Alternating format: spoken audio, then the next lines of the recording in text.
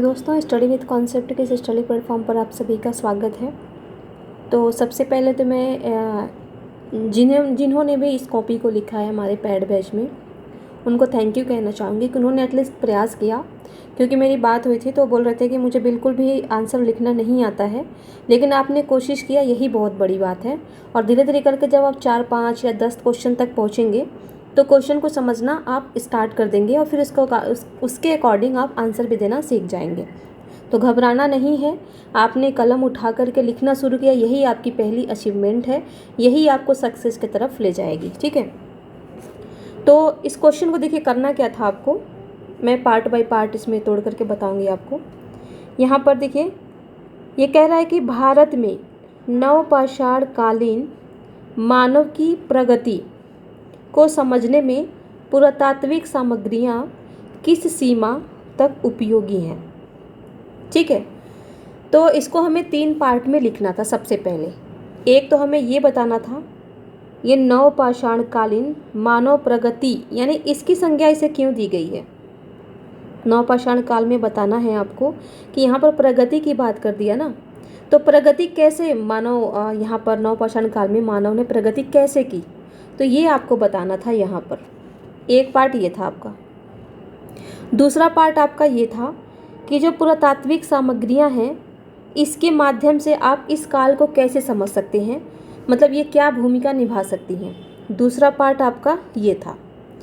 तीसरा आपका था निष्कर्ष, लेकिन इसी दूसरे पार्ट में आपका यहाँ पर दिया है किस सीमा तक, यानी यहाँ पर हमको इनकी कमियाँ भी बतानी थी। कमियाँ कहिए या चुनौतियाँ कहिए कि इनकी चुनौतियाँ क्या है। जैसे मैं यहाँ पर आपको बताऊँ, इंट्रो में आपको क्या लिखना था, नीचे मैं बता देती हूँ। देखिए, इंट्रो में आपको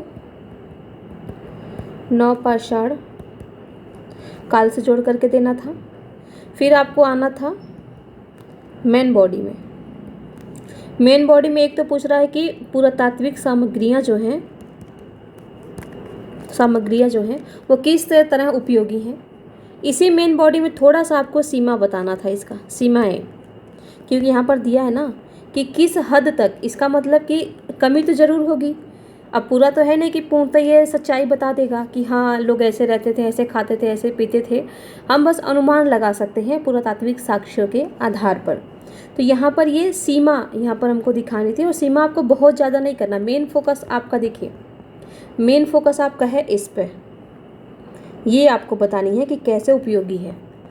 तो यहाँ पर सीमा में आप 2 से 3 पॉइंट लिख करके बस इसको रहने देंगे, ये ख़त्म हो जाएगा आपका। लास्ट में आपका आना है निष्कर्ष पे, और निष्कर्ष को आपको कैसे समाप्त करना है, ये जो सीमाएं हैं इसको लेकर के आप बताएं यहाँ पर कि समाधान बताएं। समाधान, सुझाव, कुछ भी कह सकते हैं, सुझाव। ये बताइए कि किस तरीके से हम इसको उपयोगी बना सकते हैं और अधिक उपयोगी बना सकते हैं। तो ये था क्वेश्चन का डिमांड। ठीक है, तो अब यहाँ पर देखिए इन्होंने स्टार्ट कैसे किया है। नवपाषाण काल में मानव की प्रगति की सूचना हमें पुरातात्विक साक्ष्यों से ही प्राप्त होती है, परंतु इनकी भी अपनी एक सीमा है, क्योंकि इन पुरातात्विक साक्ष्यों की परिपुष्टि के लिए हमें कोई साहित्यिक साक्ष्य प्राप्त नहीं है। अब ये यहाँ पर नहीं लिखना था, ये जो लाइन आपने यहाँ पर लिखी है ये नहीं लिखना था, हालांकि ये आपने बढ़िया लिखा है।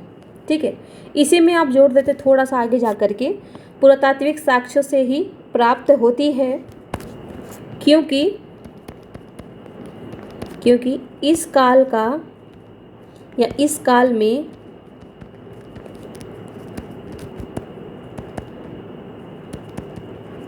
साहित्यिक साक्ष्य उपलब्ध नहीं थी। ठीक है, ये हो गया आपका। यहाँ पर आपने बता दिया हमें पुरातात्विक साक्ष्यों से ही प्राप्त होती है, यहाँ पर ये जोड़ दिया आपने। अब बताइए होते थे, ठीक है, साहित्य साहब उपलब्ध नहीं थे, ठीक है, यहाँ कर दिया आपने। अब यहाँ पर जैसे करके आप 1 2 3, जैसे 1 में आप लिख दीजिए उपकरणों के साक्ष्य, उपकरणों के साक्ष्य के माध्यम से। ठीक है, यहाँ पर आपको ध्यान ये देना है कि सबसे पहले आपको ये पढ़ना है कि पुरातात्विक साक्ष्य में आते क्या क्या हैं। ठीक है, जैसे उपकरण आपके आ गया, मृतभांड आ गया, गुफा आ गया, झोपड़ियाँ आ गई। ठीक है, ये सारे आपके पुरातात्विक साक्ष्यों में आते हैं। पहला आपने ये बता दिया। अब इसे जस्टिफाई कीजिए कि ये जो पुरातात्विक जो ये उपकरण मिले हैं, ये मिले कहाँ से हैं। क्योंकि अगर आप जस्टिफाई नहीं करेंगे तो एग्जामिनर ये थोड़ी ना समझेगा कि आप इसमें क्या बोल रहे हैं। ठीक है, तो यहाँ पर आपको जस्टिफाई करना है। अब जस्टिफाई करने के लिए आप बताइए कि इन उपकरणों के साक्ष्य मिले कहाँ से हैं। तो अब लिखिए, बेलन नदी घाटी आप सभी को पता ही है कि ये एक नवपाषाणकालीन स्थल है। ठीक है, मैंने स्टार्टिंग में जो मैपिंग करवाया है उसमें मैंने आपको बताया भी है। तो देखिए, आप ना हिस्ट्री ऑप्शनल की अगर तैयारी कर रहे हैं तो ऐसा नहीं है कि मैपिंग के लिए आपको अलग से पढ़नी होगी, मेंस के लिए आपको अलग से पढ़नी होगी, प्री के लिए आपको अलग से पढ़नी होगी। नहीं, इसमें सारी चीज़ें आ जाती हैं। अब कैसे आती हैं वो हम आगे देखेंगे। तो यहाँ पर देखिए, अगर यदि आपसे पूछ ही ले मैपिंग में एक नवपाषाणकालीन स्थल और ये बेलन घाटी का जो लोकेशन है वो वहाँ पर दर्शा दे, तो यदि आपने यहाँ पर पढ़ा है तो वहाँ पर बता सकते हैं। जो 30 शब्द लिखते हैं उसमें एक तो आपने बता दिया कि ये बेलन घाटी की बात कर रहा है, दूसरा आपने बता दिया कि ये कहाँ पर स्थित है, तीसरा आपने बता दिया कि यहाँ से हमें उपकरणों जैसे आप बताइए उसमें कि कुल्हाड़ी, छुरी, छैनी, हथौड़ी, इन सब के साक्ष्य प्राप्त हुए हैं। बस ये आपका एक मैपिंग का भी क्वेश्चन तैयार हो गया। यहाँ से आपका एक मेंस आंसर राइटिंग का भी क्वेश्चन तैयार हो गया और प्री का भी क्वेश्चन तैयार हुआ। कैसे? क्योंकि उसमें दे देगा आपका ताम्रपाषाणकालीन स्थल है कि नवपाषाणकालीन स्थल है कि मध्यपाषाणकालीन स्थल है या पाषाणकालीन स्थल है। तो यदि आपने पढ़ा है कि बेलन घाटी जो है वो एक नवपाषाणकालीन स्थल है, तो स्टेट पीसीएस में ऐसे क्वेश्चन आपसे पूछ लिए जाते हैं, तो आप आराम से इजीली वहाँ पर भी करके चले आएंगे। इस तरीके से आपका प्री, मेंस, मैपिंग ये तीनों ही चीज़ें आपकी साथ साथ तैयार हो रही हैं। ठीक है, लेकिन हाँ, एक बार ज़रूर कहूँगी कि आप बिल्कुल भी स्किप मत कीजिएगा लिखना। जैसे भी आपको लिखना आ रहा है आप लिखिए। और बहुत अच्छी बात है कि आपने कोशिश किया। आज आपने ये लिख दिया, इतना आपका सही है, कल आप इसको पूरा लिख देंगे, जोड़ देंगे कि हाँ ऐसे मुझे लिखना था। ठीक है, तो यहाँ पर आप बताइए,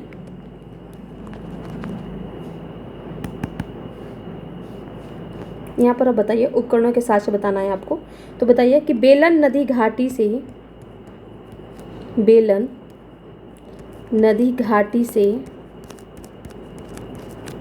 मिले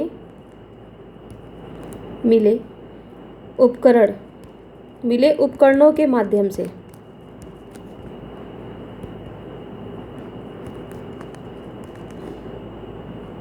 मिले उपकरणों जैसे लिखे यहाँ पर, जैसे। अब यहाँ पर आपको जस्टिफाई करना ना क्या क्या मिला था। तो बताइए, कुल्हाड़ी, छैनी, हथौड़ी, ये हो गया आपका, और छुरी के माध्यम से हमें इनके शिल्पकला का ज्ञान प्राप्त होता है। अब देखिए, क्योंकि कुल्हाड़ी बन रही है, छैनी बन रही है, हथौड़ी बन रही है, तो आपको पता है छुरी बन रही है, तो ये सब किस किस काम में आते हैं ये तो आपको पता ही है। तो इसका मतलब कि शिल्प कला का भी वहाँ पर विकास था, लोग तकनीकी के बारे में भी जानते थे। ये आपका तकनीकी ही है। ठीक है, ये हो गया आपका। अब दूसरा बताइए, कृषि का साक्ष्य।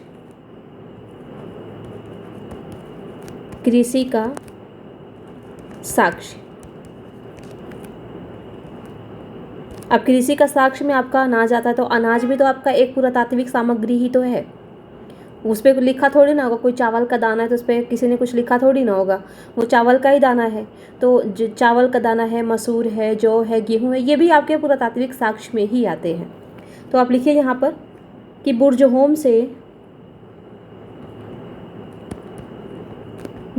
से आपको ये जस्टिफाई करना कि मिल कहाँ से रहा है ये।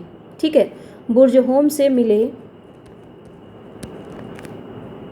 मसूर, चना, जैसे अनाजों के साक्ष्य,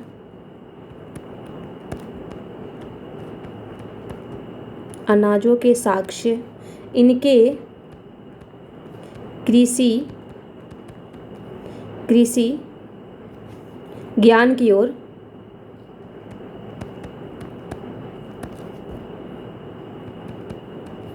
संकेत करते हैं। या ऐसे कर सकते हैं, इनके द्वारा कृषि करने के संकेत देते हैं। ठीक है, 2 हो गया। तीसरा पॉइंट लिख दीजिए इसी में। तीसरा, आवास या झोपड़ियाँ। ये भी तो आपका, ये जो आवास के साक्ष्य मिलते हैं, जो झोपड़ियों के साक्ष्य मिलते हैं, ये भी तो आपके किस में आते हैं? पुरातात्विक साक्ष्य में ही आते हैं। और एक चीज़ आपको ध्यान रखना ना कि यहाँ पर जब आपको लिखना है तो ऐसा नहीं है कि ऐसे ही कुछ भी लिखते चले जाइए। इसको आपको ना बढ़िया से पॉइंट बाय पॉइंट लिखना है। जैसे कि उपकरण आया, फिर कृषि इन्होंने किया होगा, ठीक है, कृषि के साक्ष्य मिले, फिर उसके बाद से जब कृषि करने लग गए होंगे तो वहाँ पर ये लोग अस्थायी जीवन जीने लग गए होंगे, क्योंकि वहाँ पर कृषि करेंगे तो उसकी देखभाल करेंगे। तो वहाँ पर झोपड़ी वगैरह आज भी देखते हैं गाँव में, जब खेती करते हैं किसान तो खेतों में एक तंबू सा बना लेते हैं, जिसको कहीं पर टाट बोलते हैं, कहीं पर छानी बोलते हैं, कहीं पर झोपड़ी बोलते हैं। ठीक है, तो उसमें भी क्या करते हो ना, लगा करके घास फूस वाला जो बनता है खूब बढ़िया से उसको बना करके डंडे के माध्यम से खड़ा करके उसमें चारपाई डाल के बढ़िया से खेतों की रखवाली करते हैं। तो संभवतः उस ज़माने में भी ऐसे ही हुआ होगा। तो ठीक है, तो जब अस्थायी झोपड़ियों के साक्ष्य मिलने लग गए तो लोगों ने यह अनुमान लगाया कि हो सकता है यहाँ के लोग अस्थायी जीवन जीते होंगे। तो ये अस्थायी, ये जो आवास था, ये जो झोपड़ियाँ थी, ये कहाँ से मिली हैं? तो ये मिली हैं चिरांद से। और आपका चिरांद एक नवपाषाणकालीन स्थल है। और चिरांद आपका कहाँ पर है? तो ये है आपका बिहार में। ये पूछा भी गया है मैपिंग में, मैंने करवाया भी है। ठीक है, तो चिरांद का देखिए, चिरांद से मिले गोलाकार एवं अंडाकार झोपड़ियाँ इनके स्थायी जीवन को दर्शाती हैं या स्थायी जीवन की ओर संकेत करती हैं। ये हो गया आपका।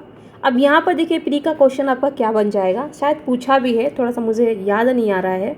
अच्छा, सिक्कों के बारे में पूछा है, अकबर के सिक्कों के बारे में, कि गोलाकार होते थे, आयताकार होते थे। तो उसमें दिया है कि केवल गोलाकार होते थे, तो केवल गोलाकार नहीं होता था, वो आयताकार भी होता था।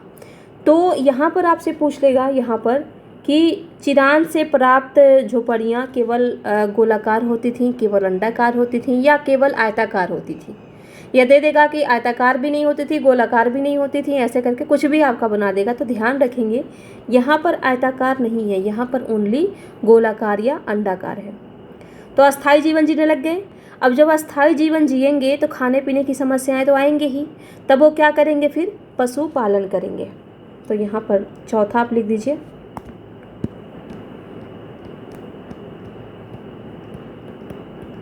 पशुपालन के साक्ष्य। ये पशुपालन के भी साक्ष्य, जैसे हड्डी वगैरह मिलेगा तो ये भी तो पुरातात्विक साक्ष्य है ना आपके, तो ये बताना है आपको।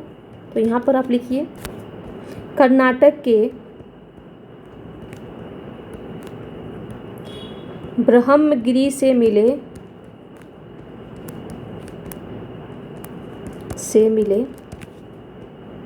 भेड़, बकरी, भैंस आदि के हड्डियों से यह अनुमान लगाया जाता कि संभवतः वे संभवतः वे पशुपालन करते थे। हो गया आपका 4। एक और लिख लीजिए इसी में। अब आ जाइए 5वें में। 5वां आप लिखिए, मृदभांड बता दीजिए। क्योंकि अब ये स्थायी जीवन जी रहे हैं तो जाहिर सी बात है मृदभांड वगैरह तो रहेगा ही रहेगा, क्योंकि ये खाना वाना कहाँ बनाएंगे, किस में बनाएंगे, या जो अनाज इकट्ठा करेंगे, जो दाल वगैरह है वो कहाँ रखेंगे। तो इसके लिए ये कोई ना कोई दिमाग तो लगाएंगे। इन्होंने फिर मृदभांड बनाना स्टार्ट किया। तो अब लिखिए कि झेलम नदी घाटी से, यहाँ पर मृदभांड डालिए, मृदभांड के माध्यम से, यानी मृदभांडों के माध्यम से इनके जीवन को हम समझ सकते हैं। तो यहाँ पर डालिए कि झेलम नदी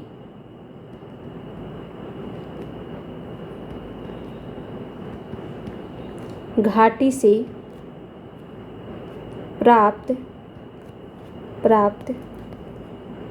लाल रंग के, ये लाल रंग छोड़िए, प्राप्त मृदभांडों से यह पता चलता है कि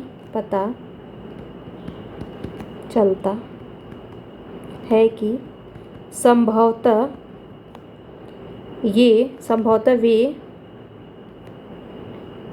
वे इनका उपयोग अनाज रखने एवं भोजन के रूप में करते थे। ये हो गया आपका, ठीक है।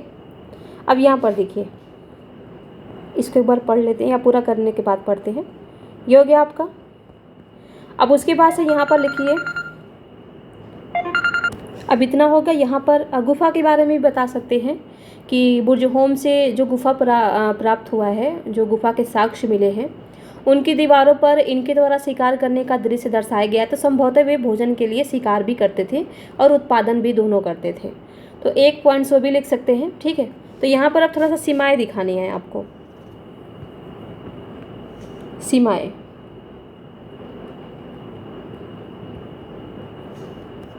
ज़्यादा नहीं दिखाना आपको, क्योंकि क्वेश्चन का डिमांड ये था हमारा कि कैसे हम समझ सकते हैं उनके बारे में।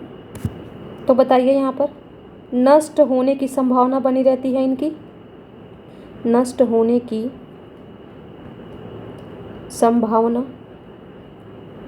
ठीक है। दूसरा आप बताइए, सटीक तारीख बताना मुश्किल होता है इसमें, सटीक तारीख बताना मुश्किल होता है इसमें। तीसरा आप बताइए, परिवर्तन की संभावना बनी रहती है, परिवर्तन की संभावना बनी रहती। थोड़ा सा यहाँ पर एग्जाम्पल दे दीजिए, जैसे कि जो अशोक का अभिलेख है या सिंधु घाटी सभ्यता को दीजिए, सिंधु घाटी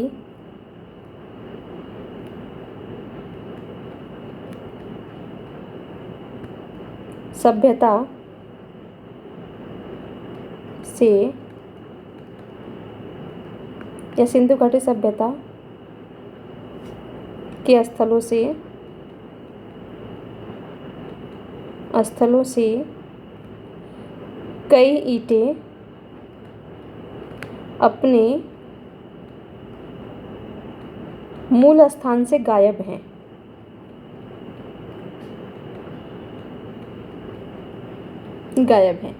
ठीक है, ये आपने सीमाएं बता दी और यहाँ पर आपने जस्टिफाई कर दिया। ये आपका हो गया मेन बॉडी कंप्लीट। अब आपको निष्कर्ष लिखना था, निष्कर्ष। तो अब निष्कर्ष में आइए। अब निष्कर्ष में आपको क्या करना है, मैंने बोला कि समाधान आप बता सकते हैं, तो निष्कर्ष में लिखिए, इस प्रकार हम कह सकते हैं कि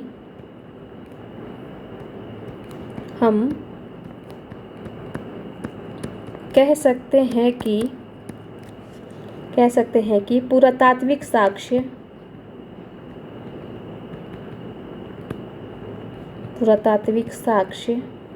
हमारे इतिहास को या हमारे इतिहास निर्माण में महत्वपूर्ण भूमिका निभाती हैं, महत्वपूर्ण भूमिका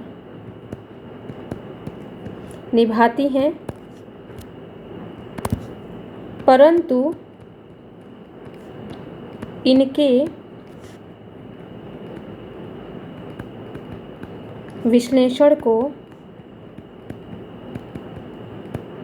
वैज्ञानिक तकनीकी, जैसे बताइए C14 कार्बन 14 पद्धति चल ही रहा है, आपको पता ही है।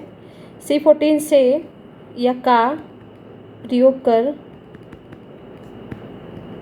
किया जाना चाहिए, किया जाना चाहिए। ये हो गया आपका निष्कर्ष। आपने यहाँ पर बता दिया कि यदि इसका विश्लेषण करना है, सही उस पर जाना है हमको कि इसका जो डेट है वो क्या है, ठीक है, किससे ये बना हुआ है, इसकी संरचना को समझना है, तो ये जो C14 पद्धति है ये काफ़ी इम्पॉर्टेंट है आपके लिए। तो इसे जोड़ करके आप बता सकते हैं कि इसका आप यूज कीजिए। तो ये आपका प्रॉपर इसका आंसर हो गया। अब यहाँ पर देखते हैं, तो यहाँ पर आपको क्या करना था, होती हैं। अब होती हैं के बाद से आपको यहाँ से जोड़ना है, होती हैं, ठीक है, यहाँ से जोड़ना है। जोड़ने के बाद से इसे आप कई तरीके से स्टार्ट कर सकते हैं, लेकिन अभी आपका स्टार्टिंग है तो अभी मैंने आपको इसलिए यहाँ पर बताया क्योंकि आपने 2 लाइन अच्छी लिखी है। स्टार्टिंग तो इसको हम कई तरीके से कर सकते हैं, जैसे कि